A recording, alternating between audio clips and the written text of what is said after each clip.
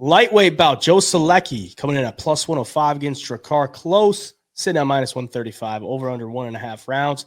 Minus 185 for the over, plus 155 for the under. Drakkar Klose, 35 years of age, 4-1 in his last 5, same as Solecki, and 30 years of age for Joe Solecki. Drakkar Klose is coming off a pretty long layoff. He had to pull out of his last fight back in October of 2022 because he had an ACL injury. So he's coming off of that. But his last fight was in July of 2022. Got a win over Rafa Garcia by decision. His only loss in the past, 6 years is to Beneil Dariush. He's not a super active fighter. He's had, 6 fights within that last 6 years. So he's had a lot of canceled bouts, maybe some health issues there. But Joe Solecki been more active than Drakkar Klose. Picked up a win against Carl Deaton his last time out. Deaton's bottom of the barrel. Probably shouldn't be in the UFC, but he did submit it in the second round. It's a pretty easy win for him. Before that, fought Alex Da Silva, won by a majority decision in a fight where a point got taken by Da Silva. One of the judges gave Joe Solecki a 10-7 in round 2 in a fight where he landed. Let me just check to get this right.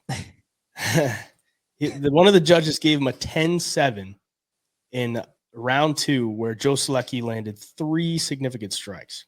Granted, he had him down on the ground for 4 minutes and 40 seconds, 2 submission attempts, but 3 significant strikes landed.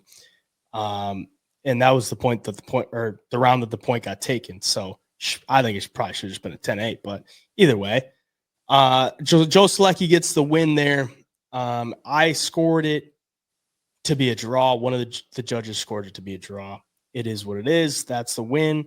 But either way, I mean, he only has one loss in the UFC, and that is to Jared Gordon, who is a very solid fighter, as we know. Who you got in this one? Interesting matchup. Yeah. For this fight, I look at the stylistic matchup between the two. Drakkar Klose, is going to be the better striker here, obviously. Solecki, probably the better grappler, good jiu-jitsu. But Klose, his takedown defense is at 70%. It's not like he's a slouch with the wrestling, with the takedown defense at all. Like he's going to be harder to take down. He's a strong guy. He's got some offensive wrestling himself. But Solecki has shown that, if you just give him a slither of an opportunity to take the back or get the takedown, like he'll do it. And he's pretty relentless with his pressure to get this fight to the ground. And once you're under Solecki, it's hard to get up. He's got great control. He'll look for submissions.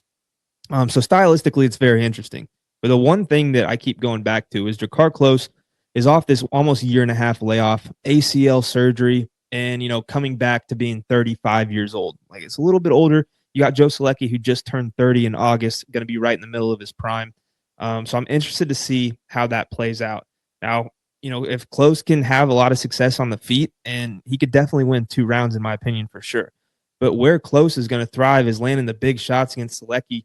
But my concern is if he's trying to swing and land these big shots, I don't know how you do it successfully for that long without Solecki ducking under, wrapping you up, getting the body lock, and then taking you down, or just getting on your back and controlling you. I think Klose is going to have that in mind, and it's going to be harder for him to let the hands go, just knowing that Solecki is going to be waiting to duck under to try to get this thing to the ground. So I do think it is a close fight. I'm going to take Joe Solecki. I think a lot of the public money is coming in on Drakkar Klose, and this line's damn near, it's not quite a pick 'em, but the line's pretty close still. So while I'm getting plus money on Joe Solecki, I have to take him. He's going to be the pick. It's a pretty simple game plan for each guy, in my opinion. Solecki, get the takedowns, get the control time, look for submissions. For Klose, keep it on the feet and do what you do. It's just going to be interesting to see him come back off of that big surgery, off of a year-and-a-half layoff, and now finding himself, a little past halfway to 40. So it's going to be interesting to me. Yeah, you laid it out pretty much as far as the guy's game plan. Solecki wants to get it to the ground, control you there, maybe get your back, throw the body triangle in, and try to work for a submission there. He doesn't do a ton of damage on the ground. Drakkar Klose, a very solid striker on the feet, will mix in some wrestling of his own, but in this one, I don't think he'll be looking to do that because he probably doesn't want to give Solecki any opportunities on the ground. Because I do think Drakkar Klose probably has him outgunned on the feet. He is a little bit older, coming off the injury, might look a little bit slower, but just based on who they fought, I think Drakkar Klose is the rightful favorite. And if you look at the stats, he just lands more on the feet. He's got decent takedown defense. And I think he should be able to keep this fight on the feet enough to pull out a victory. So I'm going to go with Drakkar Klose as the slight favorite there.